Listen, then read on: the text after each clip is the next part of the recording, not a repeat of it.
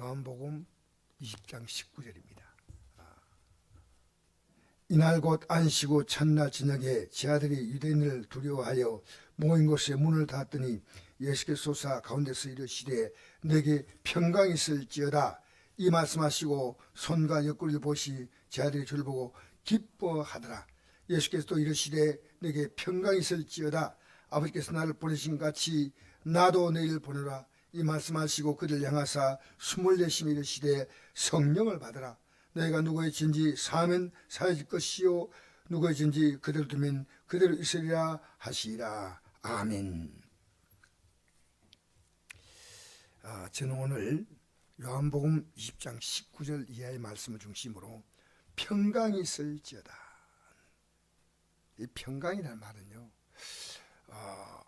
원어에 보면 원어가 이제 헬라어로 기록됐기 때문에 에이렌이라 뜻되어 있습니다. 에이렌에 우리가 성경에 평강, 평화, 화평, 그 다음에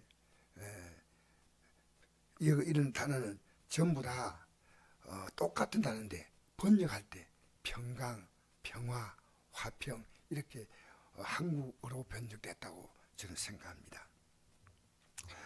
여러분, 추운 겨울이 지나고 따뜻하고 포근한 봄이 왔습니다. 참 봄이 오니까 참 좋아하는 것 같아요. 성도님들이 봄이 오니까 새벽에 기도 나오기 힘든 분들이 목사님 이제는 나가야 될 것 같아요. 이 봄이 참 우리에게 많은 기운을 줘요. 제가 날씨에 대해서 몰라도 목사님 내일 아침 몇 도고요? 내일 아침 몇 도고요? 80이 넘은 분들이요. 온들 어떻게 그렇게 잘하는지. 이 날씨하고 참 삶이 관계가 있는 것 같아요. 그런데 여러분, 계절은 봄이 들어왔지만 삶은 여전히 겨울과 다를 바가 없는 분들이 얼마나 많은지 모릅니다. 저는 오늘 이렇게 말씀드려요. 부활은 우리 영혼의 봄이요, 삶의 봄입니다. 이 기독교에서 말하는 이 부활, 오늘 저는 이 부활에 대해서 말씀드립니다. 내가 어떤 삶의 자리도 부활은 죽음에서 살아나서 영원히 죽지 않은 생명이 되는 것이 부활이에요. 그냥 죽는 게 아니에요. 그래서 이 예수님의 부활은 내 삶의 벅찬 희망과 감격입니다. 제가 이 설교를 준비하기 위해서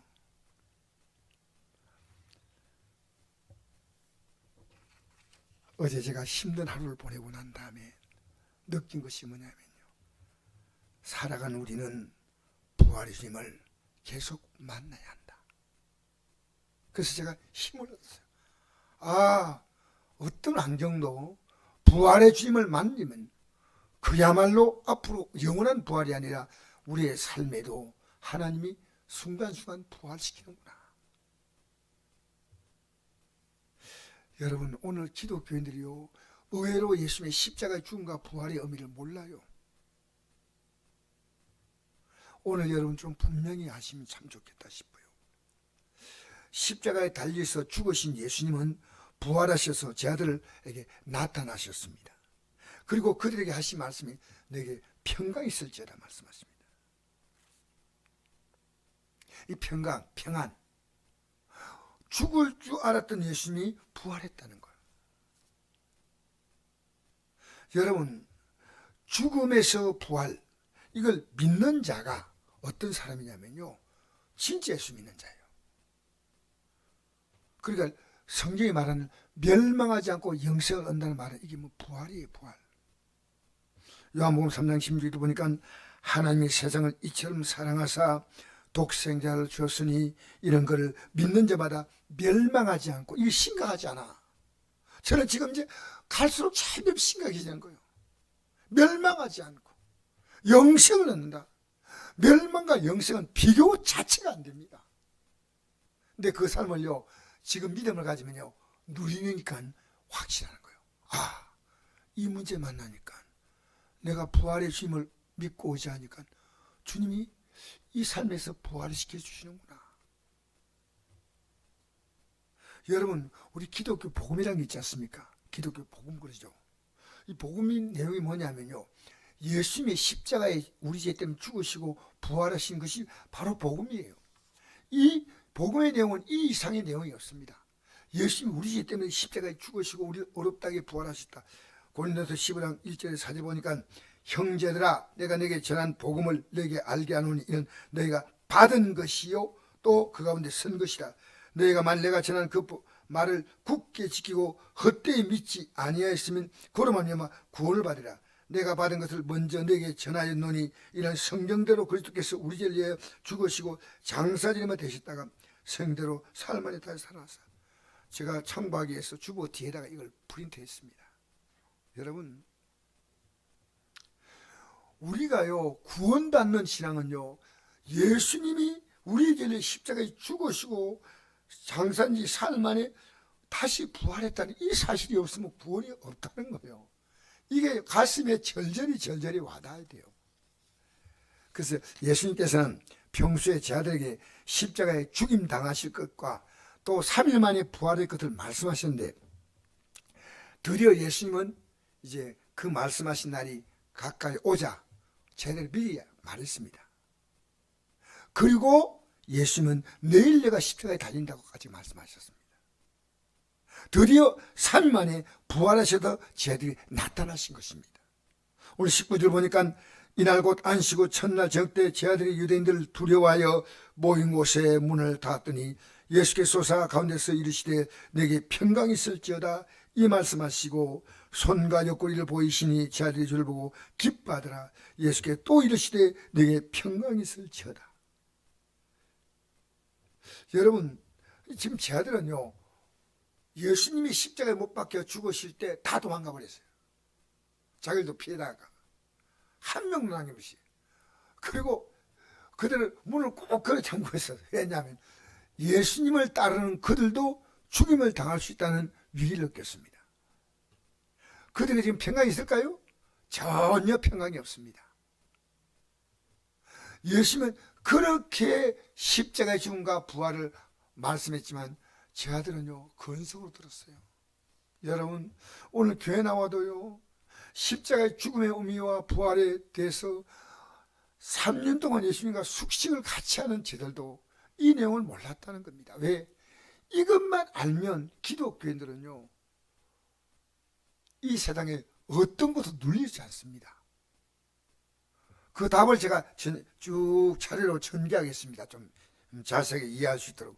우기는 게 아니에요. 그대로. 자, 저희들에게 평강이 있을지어다. 즉 평강을 선물로 주겠다는 겁니다. 있을지어다. 그런데 지금 전혀 평강이 없습니다.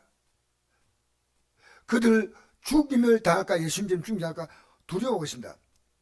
그들에게 죽음을 이기시고 실제 나타나셔서 평강이 있을지어다. 여러분 죽음에서 부활하신 것만큼 놀라운 평강이 어디 있겠습니까? 인간은 결국 죽음 앞에 다 무너지는 겁니다. 옆 나이 드신 분들요 사실 그들은 아이고 나이 들면 죽지 하지만 그들 마음에 얼마나 초조한지 모릅니다. 남은 생에 하루라도 더 살고 더 건강하고. 나이 드신 분의 마음은 나이 드시지 않으면 몰라요. 나이가 쯤에 들면 그들의 마음이 이해가 되는 겁니다. 그런데 인간을 무너뜨리는 이 엄청난 세력인 죽음을 예수님이 이겼다는 겁니다. 그리고 그들에게 말합니다. 평강이 있을지어다. 너희도 이 평강을 누리는 삶을 위해서 내가 십자가에 죽고 부활했다. 그래서 평강이 있을지어다. 제자들이 아멘 한 게 아니고 가만 두려워 있습니다. 두 번이나 강조합니다. 여러분 제자들은 죽음의 의미를 예수님의 죽음의 의미를 제대로 몰랐고 그리고 더더구나 부활을 믿지 않았습니다. 여러분 혹시 이 사실 믿으십니까? 그러면 예수님의 죽음에 대해서 잠시 생각해 보겠습니다. 예수님 당시 로마 나라는 예수님 당시 유다 나라는 로마 나라의 지배를 받고 있었는데 로마 정부에서 황제가 파송한 총독 빌라도가 사법권을 쥐고 있으니까요. 예수님을 죽일 수 있는 권한은 로마 총독의 결정입니다. 그렇게 그들은 예수님을 고발했는데 빌라도가 딱 받아보니까요, 이 사람 죽일 사람이란 겁니다. 그래서 요한복음 18장 29절 보니까 무슨 일로 이 사람을 고발하냐 물었습니다. 그러니까 그렇게 말합니다. 이 사람이 당연히 예수님 보고 죽을 것은 그가 자기를 하나님의 아들이라 하기 때문이다. 예수님이 왜 죽었냐? 하나님의 아들, 말도 아니라는 겁니다. 그게 그 당시 유대인들의 생각이었어요. 십자가에 죽고 부활하셔서 하나님의 아들임을 그들에게 보여주신데, 그 이유도 그들은 믿지 않았어요, 사실은. 자, 요한복음 19장 12절 보니까 빌라도가 예수를 놓으려고 힘썼다. 가만 보니까 이 예수님 보통 분이 아니야. 자기 아내가 그럽니다. 여보, 저 예수님을 당신이 한 번에 판결하면 안 돼요. 그 아내가 그렇게 부탁을 했습니다. 그리고 예수님이 하는 말을 가만 들어보니까 일일이 다 맞는 얘기인데, 야, 놓으려고 힘을 썼는데 유대인이 소리질러 이래, 이 사람을 놓으면 가이사의 중심이 아니다. 가이사의 중심, 지금 가이사란 황제가 파송했으니까요, 이 사람이 예수님이 자기를 왕이라는데 우리 왕은 가이사밖에 없다는 겁니다. 원래 유대인은 가이사 안 좋아해요. 그런데 이때는 이용해 먹는 겁니다. 가이사를 안 싫어하는데도 무릇 자기를 왕이라는 자는 가이사를 반역하는 것입니다. 그들이 소리 지르되 없이 하소서, 없이 하소서, 그를 십자가에 못 박게 하소서. 빌라도가 이르되 내가 내 왕을 십자가에 못 박으랴? 가이사에게는 우리에게 왕이 없나이다. 궁지에 빌라도가 모이니까요, 결국은 예수님을 죽이도록 그들에게 예수님을 내어줍니다. 여러분, 예수님은 죽었지만 약속대로 죽은 지 사흘 만에 부활하셔서 제 아들을 찾아오신 것입니다. 여러분, 이 땅에 태어나서 역사상 죽음에서 부활하여 영원히 살아계신 분은 예수님 분이십니다. 여러분, 기독교는 종교가 아니에요. 종교는 인간이 만든 거예요. 기독교는 뭡니까? 죽음에서 생명으로. 여러분, 이 세상에 만물이 혼돈하고 공허할 때 말씀으로 이 세상을 만드신 분이 하나님이십니다. 기독교가 그렇게 초라한 한 종교가 아닙니다. 그런데 부활하신 예수님을 보고도 저희들이 못 믿는 거예요. 유대인 두려워했어요. 다시 한번 읽을까요? 요한복음 1장 19절 20절 한번 읽어봅시다. 이날 곧 안식오 첫날 저녁때 제 아들이 유대인을 두려워하여 모인 곳에 문을 닫았더니 예수께서 솟아 가운데서 이르시되 내게 평강이 있을지어다. 이 말씀하시고 손과 옆구리를 보이시니 제 아들이 주를 보고 기뻐하더라. 평강이 있으라. 나를 너희들이 받아들이는 겁니다. 평강이 있느냐 묻는 게 아니고요, 평강이 있을지어다. 여러분, 예수님의 탄생 600년 전에요, 이미 이 땅에 오신 예수님은 평강의 왕으로 왔다고 예언됐습니다. 이사야 9장 9절 읽어볼까요? 이는 한 나이가 우리에게 낳고 한 아들 우리에게 주시마 되었는데 그의 어깨는 정사를 메었고 그 이름은 기모자라 모사라 전능하신 하나님이라 영존하신 아버지라 평강의 왕이라 할 것입니다. 여러분, 한 아기가 보통 분이 아니라는 겁니다. 제가 다 설명을 못하고 맨 끝에 평강의 왕이라. 예수님께서 탄생하신 밤에 양떼를 지키는 목자들에게 천사들이 큰 소리로 평화의 소식을 알립니다. 누가복음 20장 14절 지극히 높은 것은 하나님께 영광이요 땅에서는 하나님이 기뻐하시는 삶 중에 평화로다. 하나님이 기뻐하시는 사람이 뭡니까? 하나님을 기쁘게 받아들이는 사람에게 평화가 있다는 겁니다. 여러분, 지금 우리는 평화가 얼마나 필요한지 모릅니다. 여러분, 몸이 평안하십니까?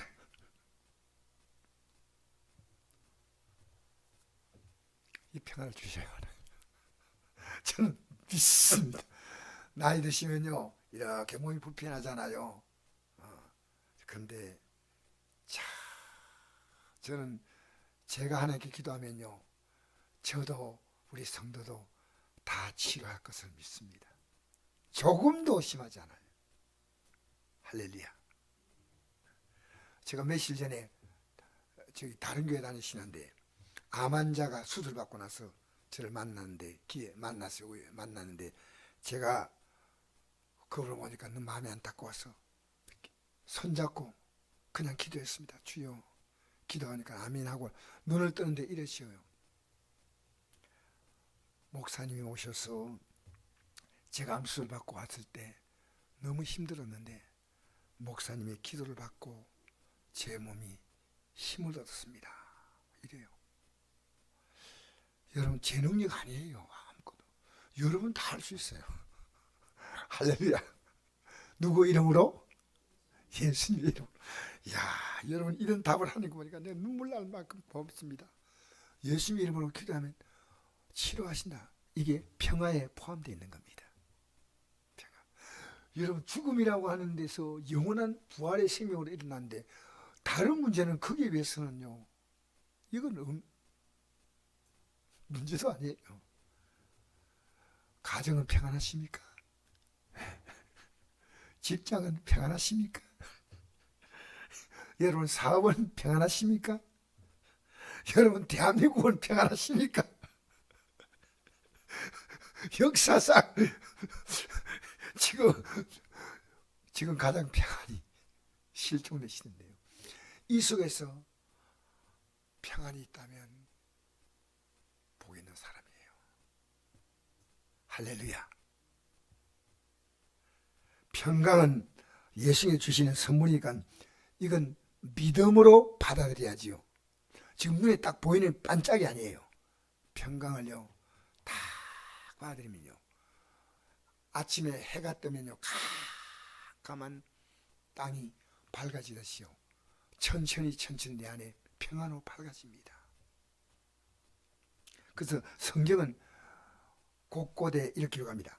악인에게는 평강이 없다. 악인, 죄인. 그런데 예수님이 죽으시면요 이 악인, 죄인들을요 어렵게 만드시기 때문에 평안한 거예요. 이게 놀라운 영적인 원리예요.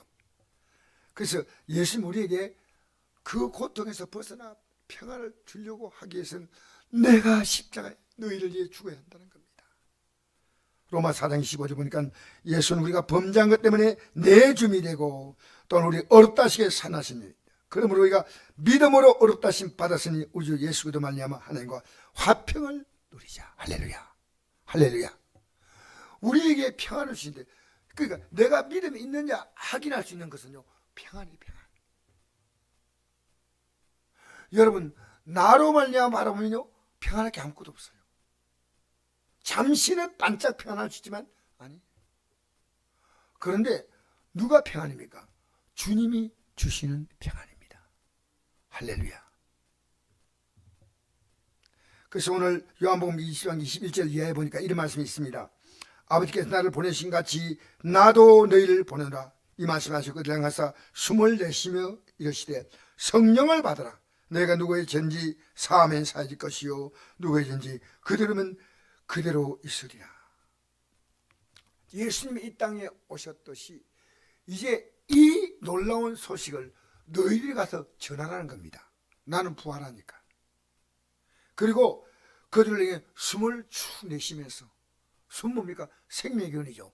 내쉬면 성령을 받아라. 너희가 누구의 죄든지 사하면 사질 것이고 누구의 그대로 주면 그대로 있으리라. 죄가 모든 평안을 다 가로막기 때문에 죄. 여러분 성령을 받으려면 그 사람은 반드시 해결을 합니다. 죄를 용서받으면 성령을 선물로 주신다는 것이 이 성경의 놀라운 진리입니다. 베드로 사도가 성령 받고 나서 깨달았어요. 그래서 이렇게 말합니다. 사도행 2장 38절에 너희가 회개하여 각각 예수의 이름으로 세례를 받고 제사를 받으라. 그리하면 성령을 선물로 받으니 이 약속은 너희와 너희 자녀와 모든 먼저 사람 곧 주 우리 하나님이 얼마나 부르신 자들에게 하신 것이라 하고. 할렐루야. 성령을 선물로 받고 죄가 용서받은 평안의 저는 아침에도 제가 하나님께 회개할 것이 있어서 회개했습니다. 왜? 죄는요 모든 평안을 다 뺏어갑니다. 내가 잠시 제약된 삶을 사는 것보다 거기서 드리는 짜릿한 시간보다요 내가 회개함으로 누리는 평안이 비할 수가 없는 것입니다. 비할 수가 없는 것입니다. 요한복음 14장 7절에 이렇게 기록합니다.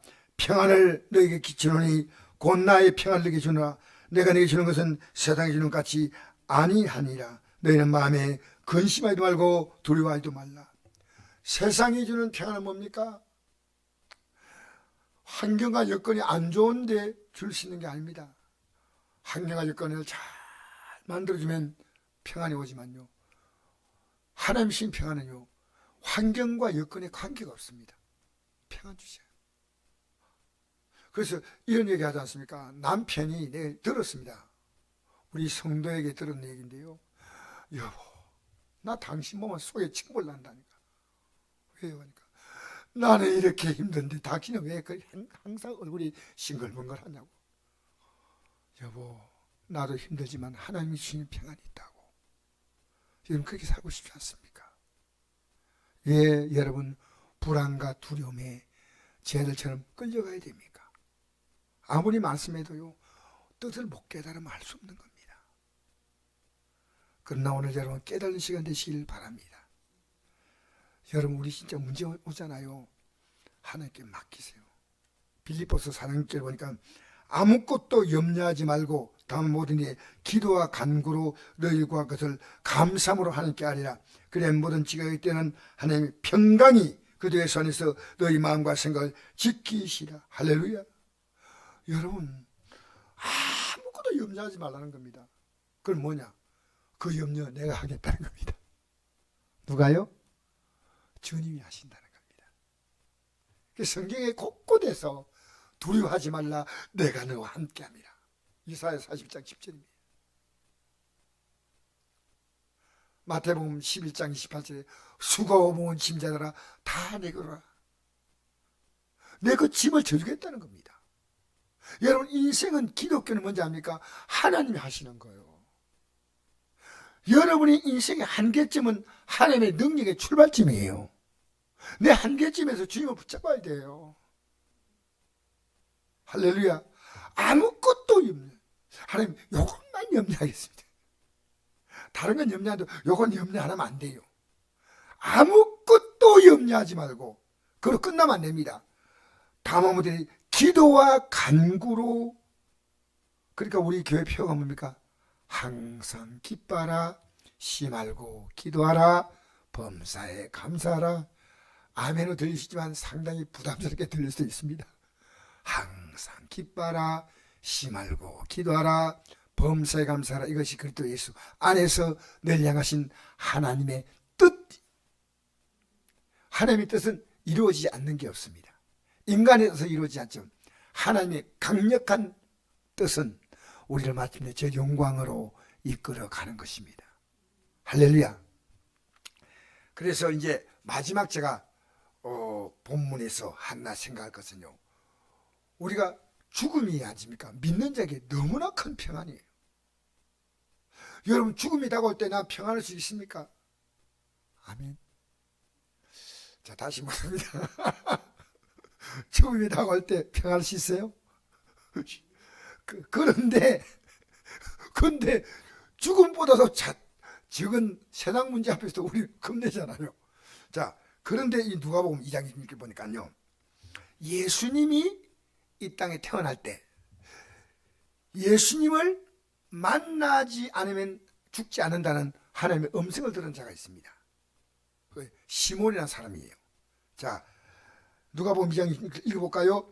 그가 주의 그리스도를 보기 전에는 죽지 아니하는 성령의 질 받더니 성령의 감동으로 성령에 들어가매 마침 부모가 율법의 갈래대로 행하고자 하여 그 아기 예수를 데려오는지라. 시몬이 아기를 안고 하나님을 찬송하여 이르되 주제여 이제는 말씀하신 대로 종을 평안히 놓아주시는도다. 평안히 놓아준다는 말이 뭡니까? 이제 죽는 죽음입니다. 이 나이 많으신 분이 죽기 전에 아기 예수님 예수님을 안았으면 죽음이 평안이에요. 여러분, 기독교의 평안은요 초라한 평안이 아닙니다. 이 땅에 살아가면서요 문제만 나도 평안입니다. 할렐루야. 여러분, 내가 믿음에 서 있는가 확인할 수 있는 게 뭡니까? 평안이에요.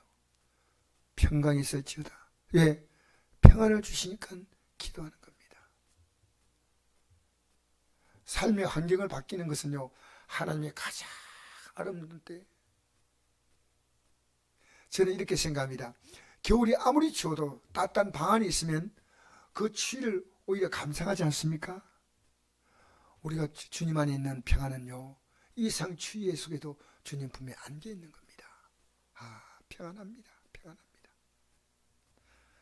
여러분, 오늘 여러분이 왜 예배를 드려야 되냐면 여러분 평안하지 못한 그 여러분의 죄를 성경을 통해 발견하고, 저는 너무 감사한 게요, 이 말씀을 전하기 위해서 제가 성경을 보니까요 제가 보여요. 제가 여러분 말하는 그런 뭐 어떤 큰 엄청난 그런 죄가 아니고요 성경이 말하는 죄입니다. 자, 하나님께 회개하니까요 평안이 싹 오는 겁니다.